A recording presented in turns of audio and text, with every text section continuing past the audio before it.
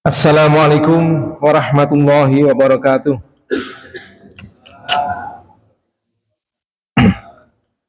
Alhamdulilladzi arsala rasulahu bil huda wa dinil haqq liyudhhirahu ala dini kullih wa kafa billahi syahida. Syada la ilaha illallah syada Muhammadan abduhu wa rasuluh la nabiyya ba'dah. Allahumma shalli ala sayyidina Muhammad wa ala ali sayyidina Muhammad amma ba'd.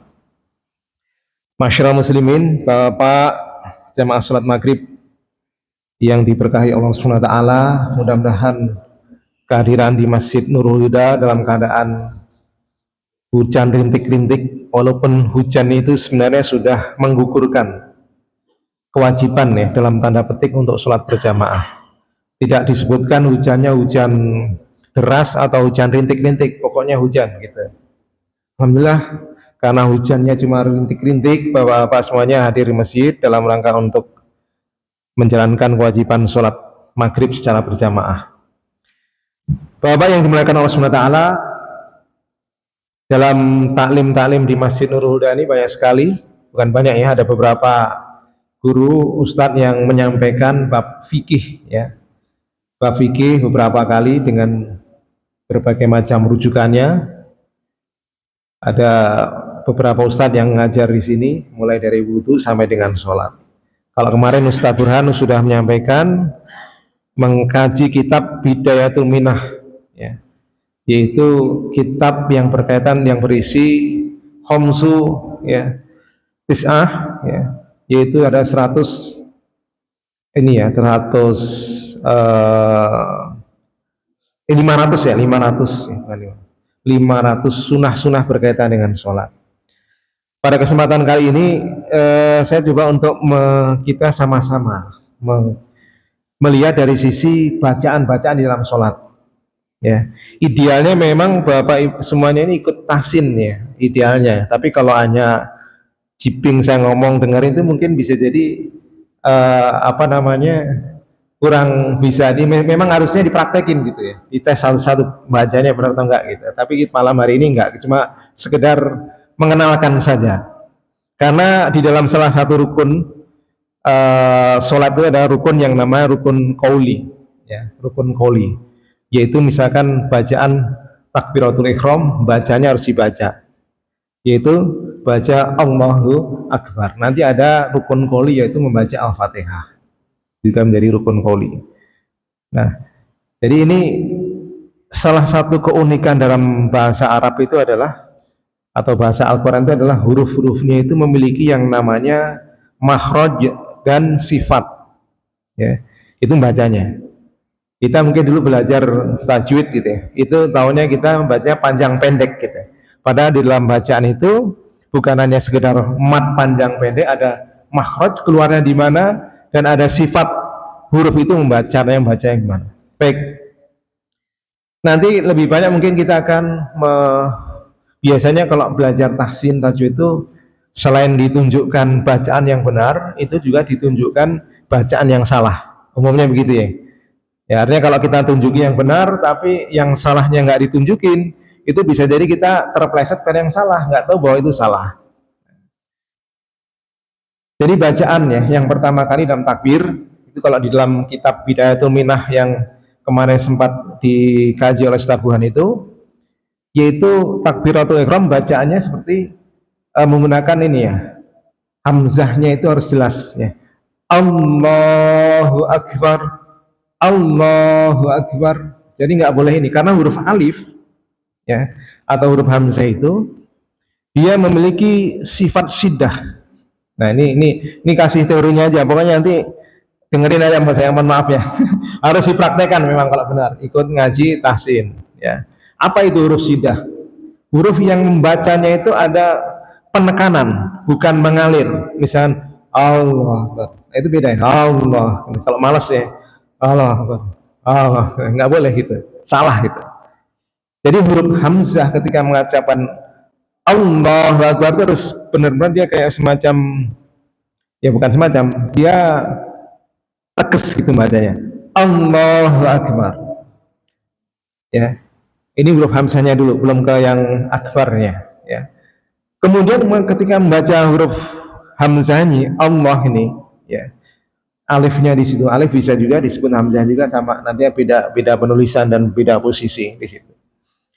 Itu nggak boleh diwasol. Misalkan kita membaca, ada yang menggunakan apa namanya dengan niat usolli fardhu maghrib Allah maghfir Allah, nggak boleh. Jadi harus usolli fardhu maghribi berhenti, kemudian Allahu Akbar, nggak bisa maghribillahu Akbar, itu kan di apa namanya diwasol, itu nggak boleh. Harus dimulai dengan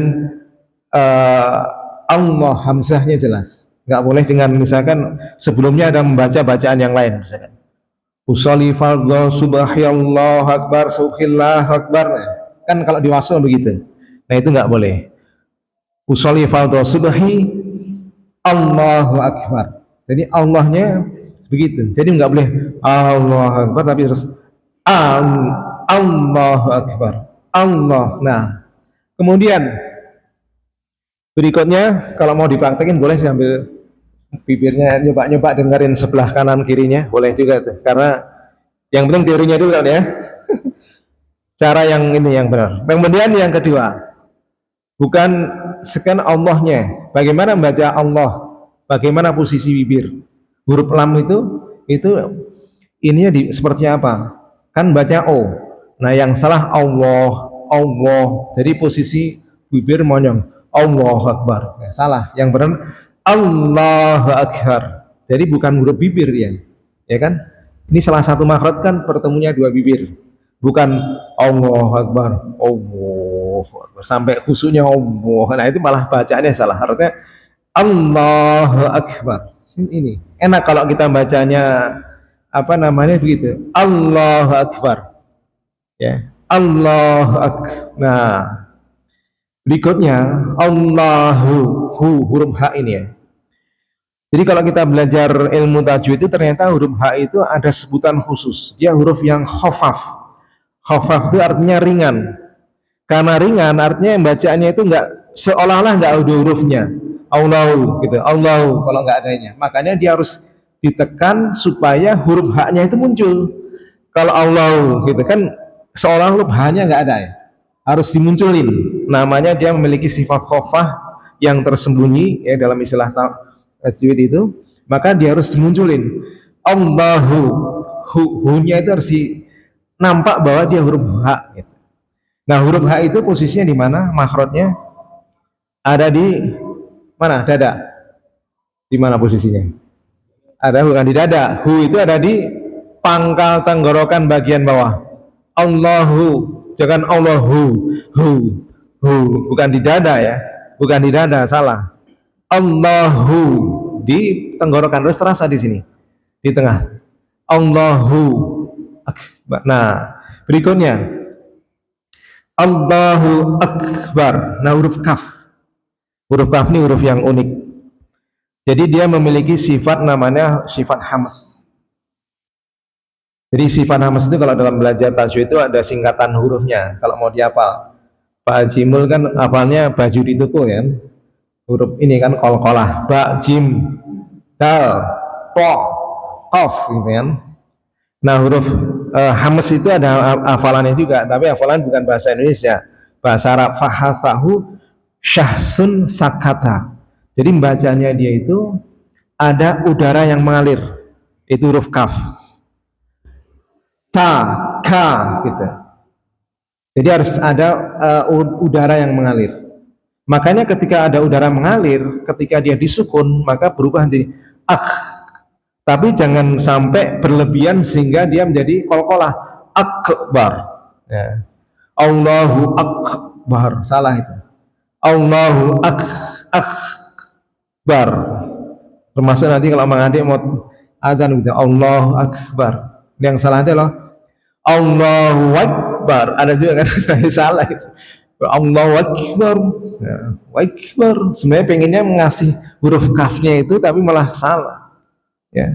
Allahu jangan dikol-kolain, jangan dipantulin. Akbar salah, tapi akbar. Allahu Akbar.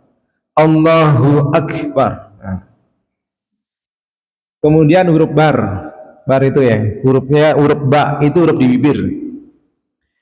Huruf ba ini kalau orang Jawa itu biasanya kan keluar ini ya, medok ya saya. Bandung gitu ya. Bandung, Bapak gitu ya. Nah, itu salah itu. Kalau dalam huruf Arab itu hijaiyah huruf ba itu tidak boleh ini apa namanya keluar udaranya. Ba itu salah, yang harus ba. Nah, ba dia bukan huruf hamas. Ba dia huruf syidah sehingga ketika berhenti dia jadi qalqalah. Tabbat yada abi lahabi wa tab. Nah, jadi karena dia huruf ini huruf syidah, huruf yang apa namanya yang kuat bacaannya. Allahu Akbar, jangan Allahu Akbar, ya salah gitu. Ya, Allahu Akbar gitu. Yang nah ini bacaan yang salah ya. Secara makhrijul huruf dan sifat huruf. Nah, kemudian huruf ro ya, maaf. Huruf ro ini ada dua macam ya. Ro itu yang ada tebal, ada tipis. Tebal itu artinya ro-nya itu Allahu Akbar gitu. Bau tebal. Kalau tipis bir gitu. Bir tipis ya. Bir itu tipis karena huruf sebelumnya huruf kasroh. Makanya Allahu Akbar itu harus tebal bacanya. Cuma yang jadi kesalahan adalah pengennya tebal berubah jadi Allahu Akbar gitu. Ada kan? Pernah nggak dengerin? Ada yang Allahu Akbar gitu. Sebenarnya itu karena diajarin ro itu tebal, cuma karena mempraktekannya terlalu berubah jadi Allahu Akbar gitu. Allahu Akbar gitu. Salah. Jadi Allahu Akbar. Baik. Itu bacaan ya, bacaan apa ya takbiratul ihram. Tapi kalau takbir yang bukan takbir ihram namanya takbir intikal, yaitu bacaan takbir yang dibaca antar rukun-rukun fi'li gitu. Nah, kemudian berikutnya adalah bacaan yang lain yang sering kali salah juga adalah sami'allahu liman hamidah. Nah, hurufnya dasarkan sami'a mendengar, sami'a ain di situ.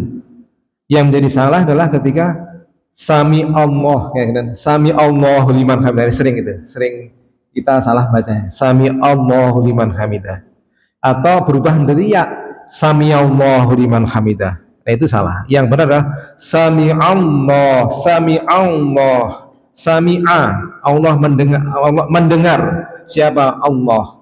Sami Allah, bukan sami Allah, atau sami Allah liman hamidah ya, sami Allah liman hamidah malah salah gitu. Hamidah ya. Hamidah itu huruf H itu makhrajnya itu dekat dengan huruf ain di tengah tenggorokan di sini. Ain dan H itu satu makhraj. Yang sering kali dalam pembacaan itu adalah huruf H itu tertarik gitu, terpengaruhi, terdistrak dengan huruf Ain ya. Alhamdulillah, salah kan? Alhamdulillah, gitu. Gitu. Jadi H-nya itu berubah dari Ain. Sami Allahu liman hamid, tapi jarang, biasanya di Alhamdulillah. Jadi karena huruf H itu memang deket banget dengan huruf Ain. H itu harus benar-benar bukan jadi pengen H tapi tenggorokannya dimiring-miringin sehingga bacaannya seperti Ain, karena memang tempatnya sama itu huruf H dengan huruf Ain itu ya. Alhamdulillah, gitu. Pernah dengar ya, mungkin ya pernah dengar yang begitu. Nah, itu bacaan sami Allah liman hamidah, sami'allahu liman hamidah.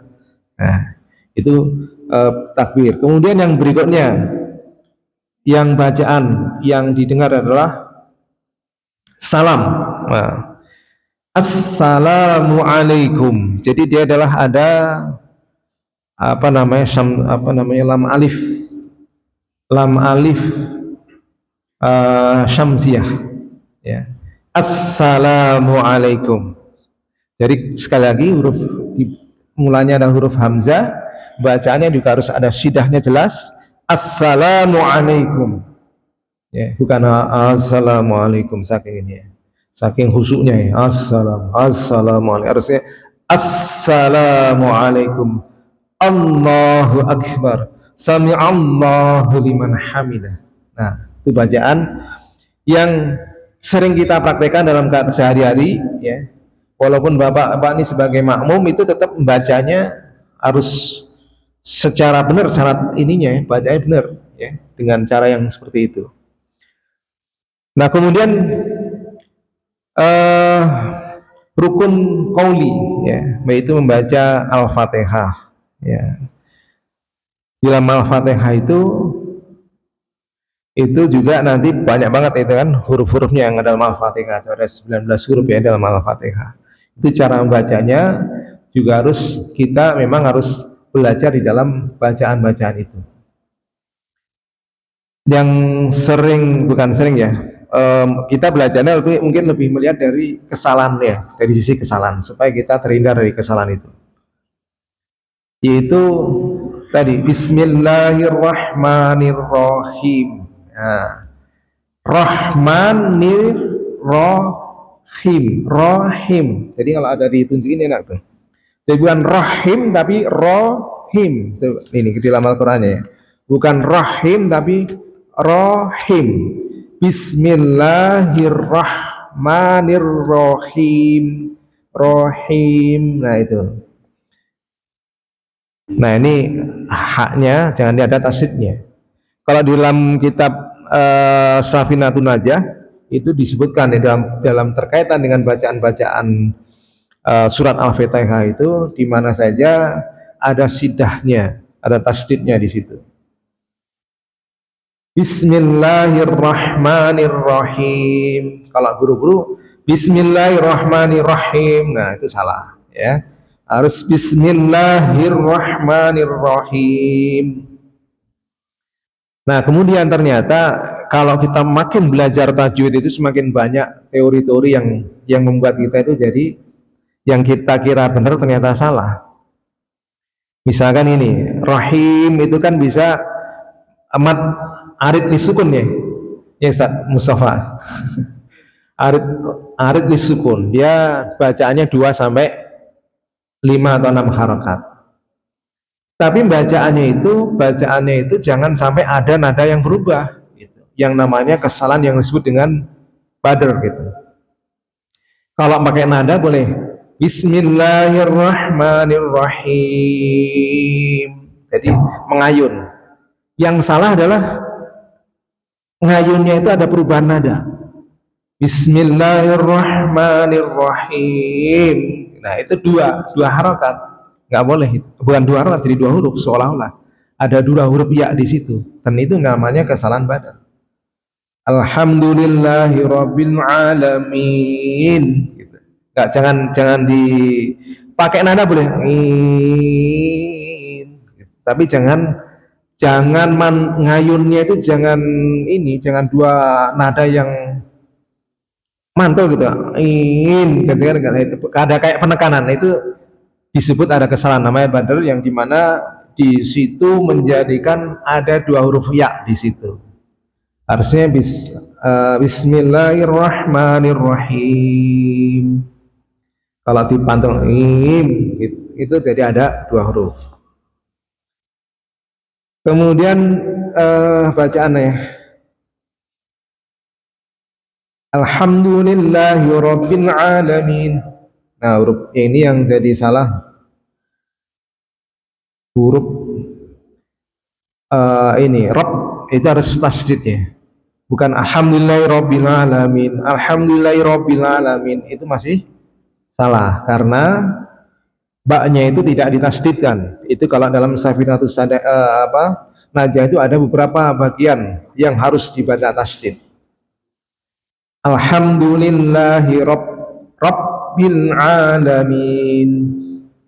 Nah, huruf yang salah di sini bacaannya adalah alhamdulillahi rabbil alamin. Nah ini uh, menjadikan huruf lam itu mantul, nggak boleh.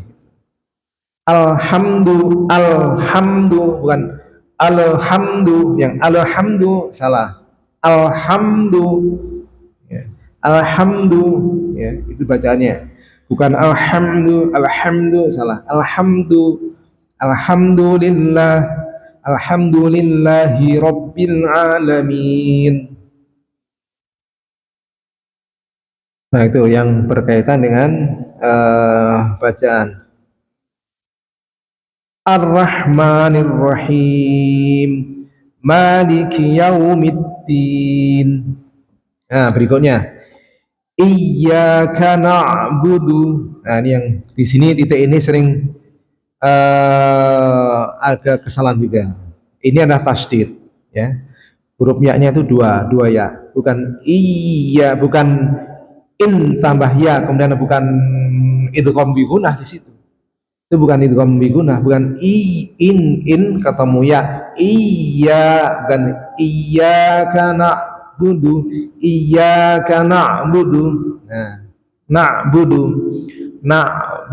Nah, di sini juga sering kesalahan di sini ketika membaca na'budu, yaitu nunnya itu karena belajar ain, ya, belajar ain harus benar a a a i u ba gitu. Begitu nah iya kan jadi nunnya itu sudah dibikin seperti huruf ain, itu juga salah. Iyyaka na'budu, biasa na ketemu ain sukun, na'budu, jadi bukan na'budu, itu salah karena huruf nun ini ketarik dengan huruf ain, bukan tapi iyyaka na'budu. Nah, berikutnya seberapa kadar huruf ain itu dibaca seperti tadi itu. Jadi huruf ain itu memiliki sifat, yaitu baina syiddah wa rohwah. Syiddah itu kan ini ya, syiddah itu yang kuat, rohwah itu mengalir. Jadi tengah-tengah ya, ain itu tengah-tengah, enggak enggak sampai begitu. Kalau itu artinya dia huruf syiddah dia.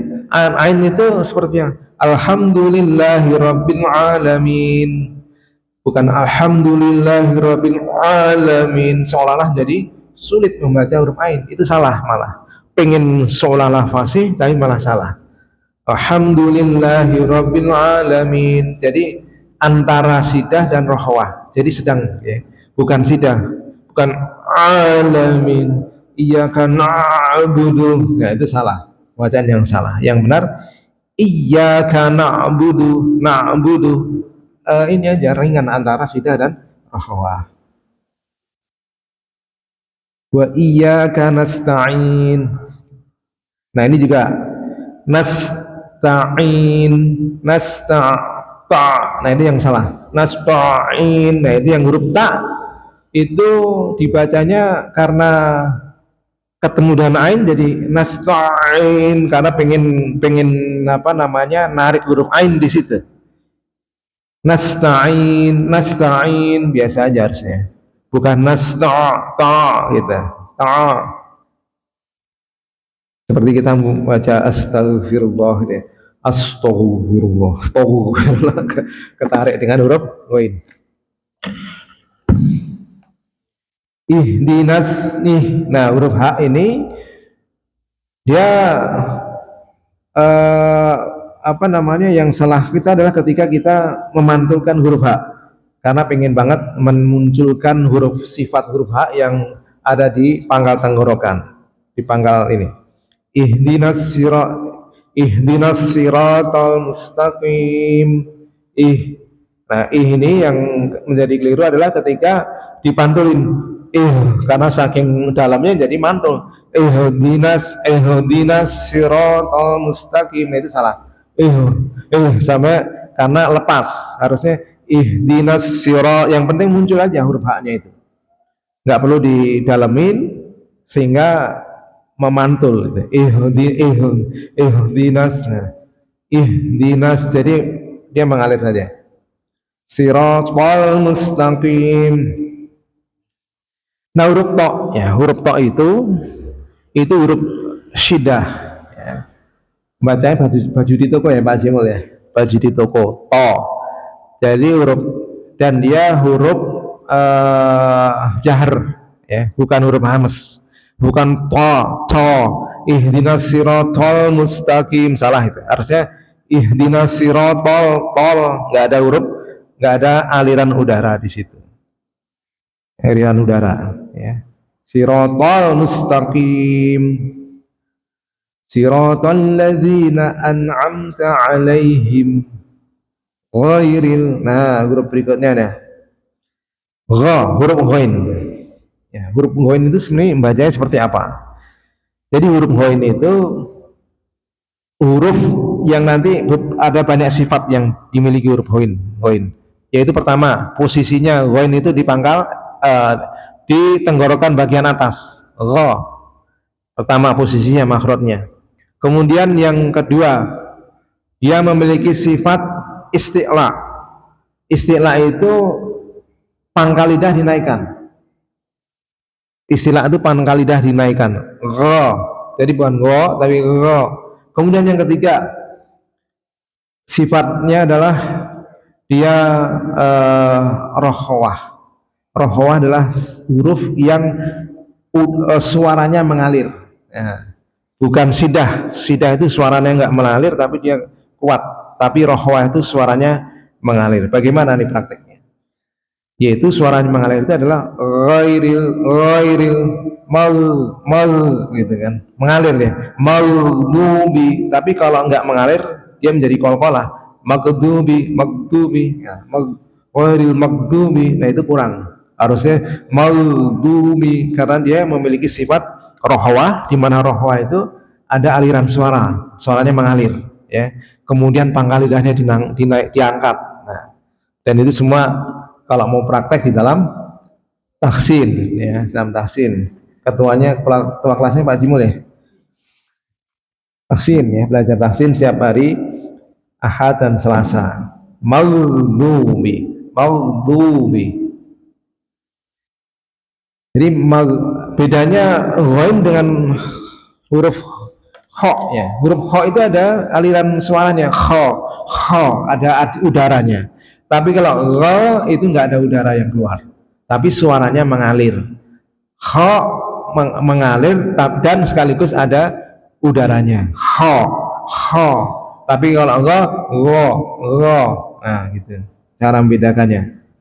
Tapi di sini tidak ada huruf kho di dalam Al-Fatihah. Maghdubi. Nah, huruf dot itu yang kesalahannya adalah membacanya di ujung bibir. Do. Itu yang bunyinya mungkin benar ya, mungkin do. Wala dolin, artinya dolin. Huruf dot itu memiliki sifat pangkal lidahnya dinaikkan juga, pangkal lidah, do. Dan ini memang huruf yang paling sulit gitu ya, bacanya. Pangkal lidah diangkat, lidahnya itu nempel kanan, nempel kiri, atau nempel kanan dan kiri gitu. Ini yang huruf yang sulit. Mungkin kalau kita bacanya udah benar secara bunyi kedengarannya, walau dolin gitu ya. Padahal itu secara makhraj dan sifatnya masih salah. Harusnya walau dolin. Jadi pangkal lidahnya itu terasa naik ke atas, kemudian bibirnya lidahnya itu nempel kanan dan kiri. Maghdubi alaihim waladdallin. Nah, demikian bacaan-bacaan. Jadi kelihatannya simpel, prakteknya sulit ya. Belajar untuk bisa paham ini sulit ya, apalagi yang yang punya bekal suara yang napas yang kurang ya. Tapi lama-lama insya Allah kita akan memahami betapa ternyata itulah mukjizat Al-Quran. Kita baru dari sisi bacaan-bacaan Al-Quran yang luar biasa. Kita bisa menikmatin bacaan-bacaan ini ya, huruf per huruf, karena ganjaran yang Allah berikan kepada kita itu diberikan secara huruf per huruf. Dan masing-masing huruf itu diganjar 10 kali lipat. Jadi jangan sampai ada huruf yang hilang. Tapi juga jangan berpikir saya mau dapat pahala lagi saya tambahin, masalah itu. Dikurangin bisa jadi dosa gitu kan. Dosanya 10 kali lipat juga. Kalau dapat pahalanya 10 kali lipat, nambah-nambah juga dosa jadi 10 kali lipat kalau kita sengaja. Kalau nggak tahu ya kita insya Allah akan diampuni oleh Allah Subhanahu Wa Taala. Baik Bapak, demikian. Mungkin ada pertanyaan dari Bapak sekalian. Masih ada waktu 25 menit, 5 menit.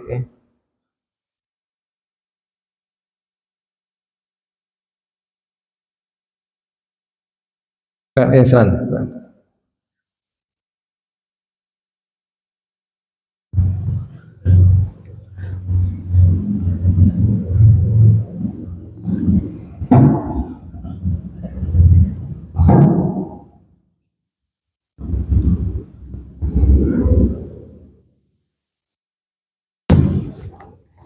Bismillahirrahmanirrahim. Assalamualaikum warahmatullahi wabarakatuh. Waalaikumsalam. Punten Pak Ustadz pegang Al-Quran. Ya.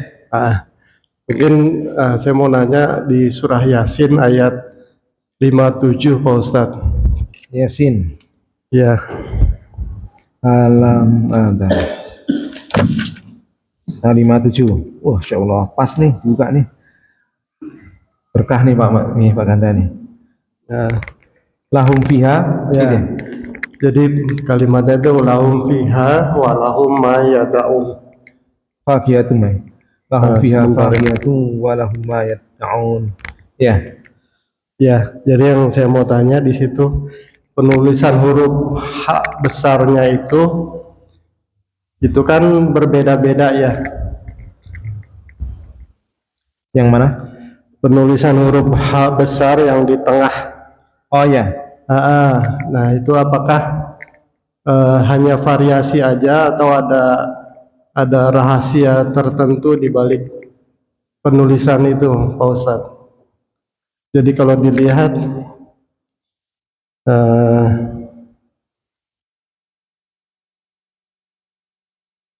yang lahum fiha yang hanya ini ya. Fakiyatun. Nah. Ya. Dan walahum itu ada 3 macam ini ya. Iya. Nah, jadi penulisan huruf H yang di tengahnya itu ada 3 macam itu. Ya. Apakah memang itu hanya variasi aja atau memang ada rahasia tertentu di balik penulisan seperti itu, Pak Ustadz? Terima kasih. Assalamualaikum warahmatullahi wabarakatuh. Waalaikumsalam. Jadi kalau penulisan ini ada huruf H itu kan ada penulisan itu ada di awal, di tengah dan di akhir ya. Penulisan huruf itu di tengah, di awal, dan di akhir. Kemudian berkaitan dengan huruf ini namanya ada kaligrafi penulisan. Tapi di sini yang terkait hal ini adalah tidak ada secara khusus ya rahasia kenapa begitu, karena nanti ketika ditulis menggunakan huruf kufi ya, huruf kufi ini la ilaha illallahnya kufi ya. Itu seperti itu ini ya penulisannya. Nanti kalau dalam Al-Quran ini kalau nggak salah ini model solusi ya, ini solusi. Jadi ini masalah masalah khotnya, masalah khot kaligrafi. Tapi belum ada informasi menurut saya ini berkaitan dengan rahasia-rahasia kenapa penulisannya seperti itu. Maksudnya penulisan itu gayanya, jenis hurufnya mau nyambung, ada bulat atau enggak. Tapi yang jelas yang berbeda adalah tak marbutoh dengan tak maftuhah itu berbeda, ada rahasia di situ. Tak marbutoh itu misalkan fakihatun ya, itu kan tak marbutoh dibaca tak. Nanti ada juga yang sebenarnya huruf H tapi dia huruf tak tapi ada titiknya. Nanti ada huruf tak yang terbuka. Nah tak yang ada titiknya itu kadang kalau berhenti dia dibaca H as-sholah gitu. Kalau dilanjutin as-sholatu khairum minan naum. Kalau ini kan berhenti as-sholah ya, tulisannya tak marbutoh, hanya itu. Tapi kalau huruf H yang tadi kok ini ada bulatnya, ini nggak ada bulatnya, beda lagi, ada ada dua macam di situ ya, dua macam huruf yang ada di situ. Baik itu ya, mudah-mudahan bisa menjawab. Nanti kalau ada yang menemukan rahasia, nanti bisa kita infokan lagi. Baik. Silakan mau menambah. Assalamualaikum warahmatullahi wabarakatuh. Waalaikumsalam. Tadi dikurangin dan ditambahkan itu kan tidak boleh gitu Pak ya. Ya, Jadi ada kalimat syahadat yang asyhadu, kan tulisannya asyhadu an lah. ya, Itu apakah dibaca ketika azan tadi kan hayya 'alas shalah, salatu khairun minan naum, itu kan ketika berhenti dia berubah jadi ha, tapi kalau dilanjutkan jadi ta. Ketika asyhadu an la ilaha illallah atau asyhadu an la ilaha illallah. Jadi yang pertama berkaitan dengan nun ketemu lam tadi, itu kan ilmu dalam ilmu tajwid. Ya. Jadi ilmu tajwid itu hanya berlaku untuk Al-Quran. Al-Quran, bacaan Al-Quran itu menggunakan tajwid. Dalam percakapan orang Arab sehari-hari itu nggak pakai tajwid. Gitu. Assalamualaikum apa misalkan bacaan ya, yang ada ini apa namanya tajwidnya nggak pakai tajwid. Nah, berkaitan dengan adzan ini termasuk bacaan Al-Quran atau bukan bacaan Al-Quran. Tapi menurut saya sebaiknya menggunakan kaidah tajwid supaya enak, nggak ada pertanyaan. Asyhadu an la ilaha illallah, lebih karena di situ bacaan yang mengandung kata-kata yang bukan sembarangan, ada pahala di situ. Maka menurut saya itu mengikuti kaidah Al-Quran saja. Yang paling benar enak adalah asyhadu an la ilaha illallah. Tapi kalau ngomong sehari-hari bukan ngomong ya Allah gitu, bisa aja kalau dalam ucapan. Makanya hadis itu nggak pakai tajwid. Kalau baca hadis itu suka belak-beliku kan bapak-bapak yang di sini. Kalau baca Al-Quran mungkin lancar, begitu baca hadis suka salah-salah karena memang beda itunya. Kalau Al-Quran kan biasa dibaca, dilakuin ilmu tajwidnya, bacanya lancar. Begitu baca hadis, ya baca hadis nggak ada ini ya. Antum, kalau bahasa Arab biasa antum gitu ya. Tapi kalau bahasa Arab antum kuntum, kalau ngomong sehari-hari nggak pakai begitu. Orang Arab itu nggak pakai tajwid kalau ngomong gitu. Nah, asyhadu alla ilaha illallah tadi itu kalau menggunakan tajwid harus mengucapkan asyhadu alla ilaha, karena nun sukun masuk lam itu adalah idgham bila huna. Alhamdulillah rabbil alamin. Baik, mudah-mudahan bisa menjadi penyemangat kita untuk belajar tajwid Al-Quran, memperbaiki bacaan-bacaan kita, mempraktekannya dalam sholat kita sehari-hari. Kurang lebihnya mohon maaf. Assalamualaikum warahmatullahi wabarakatuh.